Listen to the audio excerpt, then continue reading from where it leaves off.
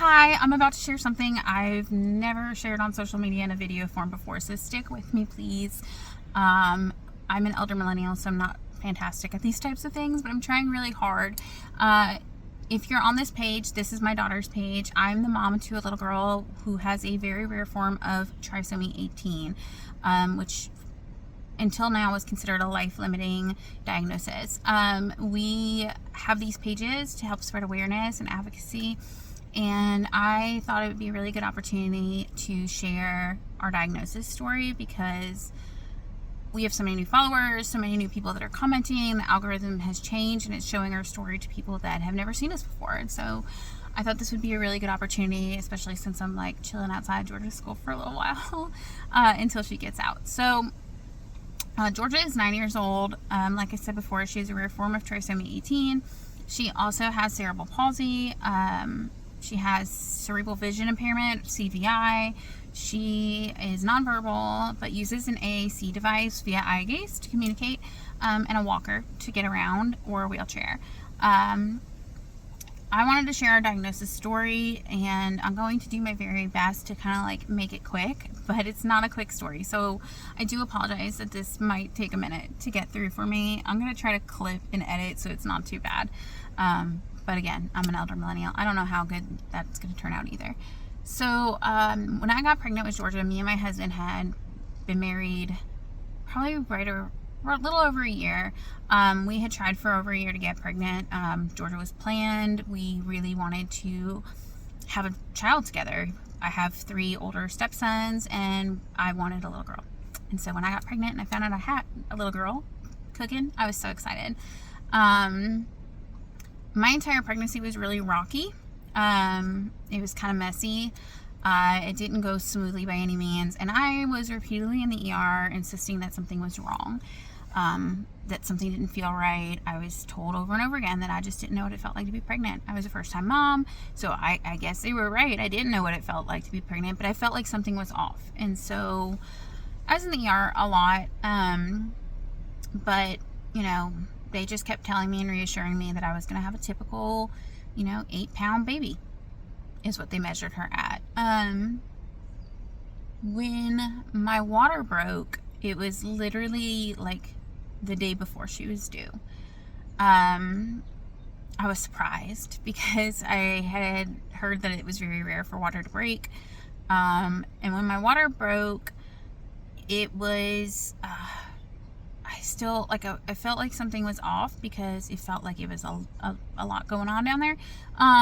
But again, I was a first time mom. I didn't know any better.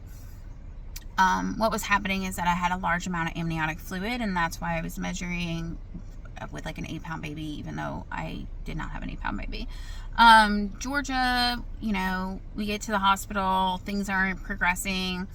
Doctors, say we need to do Pitocin. They trial it. It doesn't go well. Georgia's heart rate reacts negatively to it.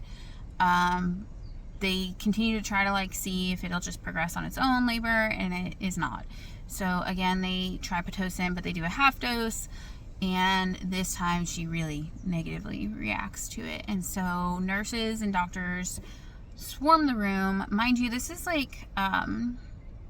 before COVID, so my whole family is there. My husband's whole family is there. It was very frightening and erratic, and I was petrified. I get rushed into an emergency C-section, and the way I always try to describe it to people so that you can kind of understand the vibe in the room was, it was they were trying to make it fun as we were going into this emergency C-section, because I explained that I have raging anxiety, and I was so scared I was going to have a panic attack. And on the table, I'd never had surgery in my life, and never mind being awake for it, right? That's wild. We don't talk about that enough. But anyways, I had them play my music that I liked to try to help my brain not so I could disassociate a little bit through parts of it. And, I listened to a really eclectic blend of music. So, the doctors were joking about my music and, what if gangster rap comes on as she's coming out? I'm like, good, that's fitting for this situation. Let's go, girl. And suddenly, the room shifted. And I guess they were getting to the part where they were, pulling her out. But everybody just got kind of quiet and, it felt like when you walk into a room and everybody's talking about you and they just get quiet really quickly because they don't want you to know what's going on. So I'm like quickly reading the room, and the doctor says, "Hey, buddy." And I'm like, oh my God, that's what it is. Is it a boy? Is it a boy? Oh my God, is it a boy? Like, that's what I thought was the problem here. And that's why people were quiet and acting weird. And they're like, no, it's a girl, it's a girl. And like, I realized that there's no crying happening. So I'm like, why is she not crying? Obviously, I can't see what's going on. My husband's not looking to see what's going on. And unbeknownst to us, they were resuscitating her. She was born not breathing, and they were resuscitating her on the table. But they didn't want to say anything because they knew that I had terrible anxiety and they didn't want me to freak out on the table. So they resuscitated her successfully, and I heard a little squeak and I was relieved, and they bring her to me and they lay her on my chest, and I can tell that like she is very small. She is so small that like when they lay her on my chest, I can't see her. Like, I'm trying to look at her, but I can't see her. And I'm like, what color is her hair? And my husband's like, it's black. And I'm like, what? And I'm so confused. And I, again, have never had a baby before. I don't know how C-sections work. But, like, they took her from me and they, like, whisked her away. And they're like, you need to go into recovery. While I'm in recovery, they start to, like, ask me different questions. And, again, like, the nurse that's in recovery with me, I can tell by her vibe that, like, something is different or went differently than it was supposed to go, but they're not sharing that information. And my husband is actually back in the nursery with Georgia, and you know, he's not being told much either, I guess, or if he was, he doesn't recall it.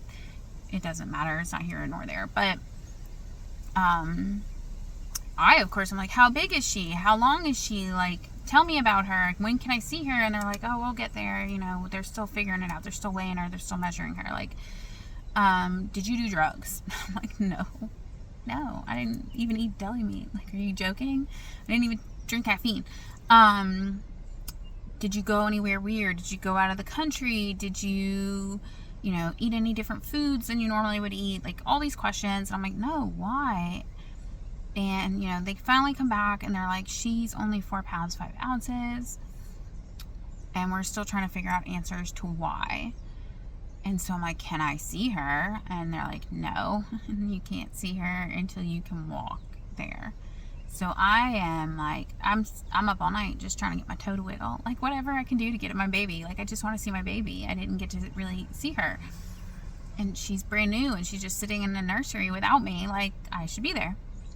Finally, the next day, they like wheel me into the nursery and I get to meet my daughter for the first time, really. And she's very tiny. She's in what they called like a special needs nursery. They didn't have a NICU, on a lot of monitors, under lamps, you know. And, you know, they explained to us that Georgia is born with multiple heart defects. They think she has intrauterine growth restriction. You know, a couple other things seem off. Her oxygen randomly drops. And, you know, we need to keep her here. And they were kind enough to also let us stay there with her. After a few days there, they came to the same conclusion that we felt that she did better when she was with us. So she eventually wound up in the room with me, and we got to stay at the hospital for her. But she only stayed for like 10 days. The biggest thing was she kept failing the car seat test. And so they would, I don't even know if I should share this part, but they would tell me to like prop her with towels to like get her. They said it was basically she was losing oxygen from her low tone. And so I just needed to make sure she was positioned properly so that she could breathe. So like she would lay on her stomach with her head to the side so that her airway would stay open, stuff like that. And, you know, they wanted to make sure she was gaining weight, of course, as they always do with babies.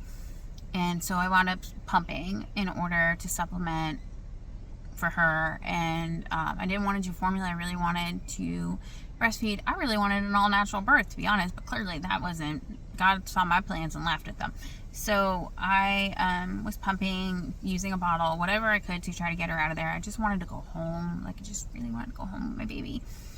And I spent almost every day in the nursery for as long as they would let me. You know, eventually they'd be like, you got to go lay down. You need to go rest. But, like, I was in there as much as I could be with her on my chest, and or in our room with her. And you know, I remember holding her and I was looking at her, and there was something about her face that reminded me of a child with Down syndrome.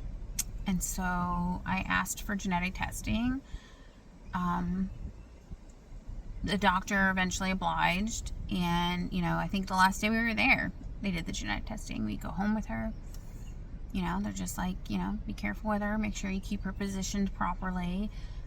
We had no oxygen. We were just bottle feeding her breast milk, and you know, treated her like a baby. And had her home with our dogs and her bassinet. And my understanding was like, oh, she's gonna just grow out of this. This isn't like a permanent thing. They did refer us to cardiology, and they were like, cardiology is gonna want to monitor her very closely.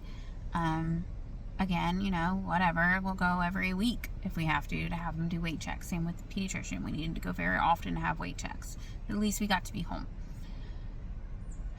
Like when she's like 3 weeks old, I think, I got a letter from like the Department of Health saying, you know, about your child's disability. And I didn't know what they were talking about, because what disability? She doesn't have a disability. She's just little. And I started to like really notice that we hadn't gotten our genetic results back. So I called the hospital, and the hospital's like, oh, we released those a week ago to your pediatrician. What? I never got them. So I called the pediatrician's office, and I'm like blowing their phone up. Like, you got my results? What are they? Eventually they call me back, and it's like 3:30 on a Friday. And it's a receptionist. It's not even a doctor. It's not even a nurse. It's a receptionist. And she's like, your daughter tested positive for Trisomy 18. And I was like, before she could even like finish the words, I was like, what is that? And she's like, I don't really know. You should Google it. I'm like on the phone trying to put her on speaker so I can try to Google it. And then she's like, I'm not a geneticist. We're not geneticists, so we can't help you. You need to go to Emory to see the geneticist there. And I'm like, what does that mean? Like, what does it mean? You can't just like give me a diagnosis and then not tell me what it means. And she's like, starts to read off the Google definition of it or whatever. And mind you, this was like 9 years ago. So the definition back then was not good when you Googled it. And she's like reading it to me as I'm looking it up, and you could tell, was like grasping the severity of the situation, right? So for anybody that doesn't know, because you weren't Googling Trisomy 18 9 years ago, it popped up immediately with like incompatible with life, severe birth defects, limited to no survival, like just terrifying. They showed pictures of children that didn't look like children, like just awful, like scared the bejesus out of me. I'm hysterical at this point. I get off the phone, and Patrick, my husband, doesn't know what to do because I'm hysterical. So he's like calling Tanner, the hospital we had her at, and trying to get them to help. But they're like, you're not our patient anymore. There's nothing we can do for you, that we can't help. He's calling Children's of Atlanta. They're like, you're not a patient here. There's nothing we can do to help. He's like calling the pediatrician's office, but they're, you know, not answering, not being helpful. So he calls his stepmother, who was a vet, and she grasped, you know, the severity of the situation, and was like, you need to call the hospitals. And we're trying, but like nobody's being helpful. We're panic stricken. I'm like, we're not telling anybody until we have a clear answer, because if she really has this, why is she here? Like, this makes it seem like she should be dead. Like, she's alive. She survived birth. Like, this says that you can't survive birth. So why is she here? Like, this can't be real. This can't be her diagnosis. So we spent the weekend, you know, praying on it, keeping it a secret as much as we could. Researching. I found Facebook groups where I'd seen there were kids that did survive. They obviously were disabled, which at the time I didn't know anything about the disability community other than like what I knew about Down syndrome from like them being media, you know, attention around kids with Down syndrome. And I didn't know anything about people with disabilities. I had very limited knowledge. And obviously, like, there was grief, severe grief, because if I thought I was promised like this perfectly healthy child, and that even though there was this like traumatic birth, she was still going to grow up and be healthy and typical. And I was slowly grasping that like that was not going to happen. And I think by like Sunday we got to a point where we said, if this is her diagnosis, she is clearly a fighter. Like, she's not supposed to be here, and she's here, so she's here to fight. If she's here to fight, and she's been fighting this hard without us even helping her, without us even knowing that she was fighting, we're going to fight alongside with her. And so, we decided that whatever the prognosis was, no matter what the diagnosis was, whatever we heard, we were going to fight for her as long as she wanted to fight. She clearly wanted to be here. She made sure of it. And later on, I found out that, like, if my water hadn't broke, she probably wouldn't have survived the 24 hours. She had a very small cord, those heart defects. It was a miracle that my water broke. It saved her life. And, I take it as a sign that, like, I don't know if it was her God, but this baby's coming. And she's coming here alive. I also, like, I look back and I'm kind of glad we didn't get the diagnosis beforehand, because there is such a heavy stigma. We didn't have to deal with the grief while we were pregnant. We got to just live this like naive dream that we were having a typical child. We also didn't have to deal with the stigma from doctors and the pressure from other doctors. I don't know how I would have handled that. I can't answer that question. Or what I would have said to doctors when they, gave me the prognosis, and would have, what their suggestions were for care. But I know that my daughter got full intervention at birth because they didn't know. And I don't know that she would have gotten that if they did. So I am grateful for that. And all of her early care, the naivety around the diagnosis meant that my baby got everything she needed, like a typical child would be given. So I am grateful now that that's the case. Going back to my story, however, it's Sunday. We still really don't know. We still don't really have answers. And so I decided that Monday morning, as soon as that doctor office opened, the pediatrician office opened, I was going to blow their phone up until they got me that doctor on the phone. So I call. The nurse is continually like, oh, he's busy. And I'm finally like, listen, if you don't put this doctor on the phone with me right now, or have him call me back in 10 minutes, I'm going to show up there with my stepson and my newborn baby. And I don't know if the news or the cops are going to get called, but it's going to be a scene. And so the doctor called. He told me he didn't even know what it was or what it meant. It was just a tiny slip of paper. He completely brushed over the fact that they had known for a week and never told me, that they had a receptionist tell me over a phone call. I'm like, so if it's just a tiny slip of paper, how do you know for sure she even has this? You don't even know what it is. And I'm like, I'm going to come up there and I'm going to get her medical records because it's in there, right? It'll be in there, the actual physical results. And he's like, yeah, but it's so and so much a page. He's going to charge me to get these medical records from my 1-month-old newborn that he's only been seeing for 2 weeks. So I'm like, I hung up on him. So I was so livid and mad at the moment. So I hang up and I'm like, that's it. We're going to where you're born. We're going to the hospital she was born from, because they'll give me her medical records. They kind of already knew the situation. They already felt bad for us, but we weren't their patient, so they couldn't do anything about it. So I'm like, well, bleep that, I'm going up there. So we drive the 45 minutes to the hospital. I sent my poor stepsons in the back seat with Georgia, who's a brand new newborn baby. And again, she had this positional apnea issue, and so he's keeping an eye on her for me. I'm like, let me know if she turns blue, I'll pull over. And we finally get to the hospital. I go inside, they give me her medical records. I go back to the car with the envelope. I open it up, and there it is, Trisomy 18. And it shows me her chromosomes, but in the description, I don't know how to read a chromosome map back then. I was very new to this. In the description, it calls it full Trisomy 18 and begins to list, the awfulness, the awful stuff. And I'm just sitting in the car, my stepson's in the back seat, what does it say? And I'm trying really hard to just be strong for him. And I know I need to be strong for him and my family, because I'm about to have to give them some awful news. And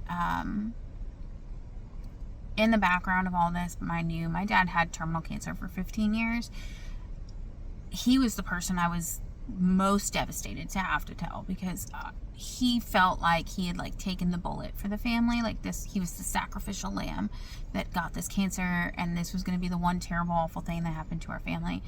And so when he found out about George's diagnosis, he was devastated. It broke his heart. It broke my heart. It broke my mom's heart. It broke my sister's heart. Like, it broke all of our hearts. Like, we were all devastated. But, you know, I wasn't. Anyways, it was just really hard. It was really hard. It was a hard conversation to have with people. We wound up having this page because we have a really big family and a lot of friends, and a lot of support from the community around us. So we created George's page as a way to communicate what was going on with her, instead of having to send like 50 million group texts out, right? And that's kind of how this all snowballed into what it is now. I didn't expect it to turn into what it did. But I'm glad it did.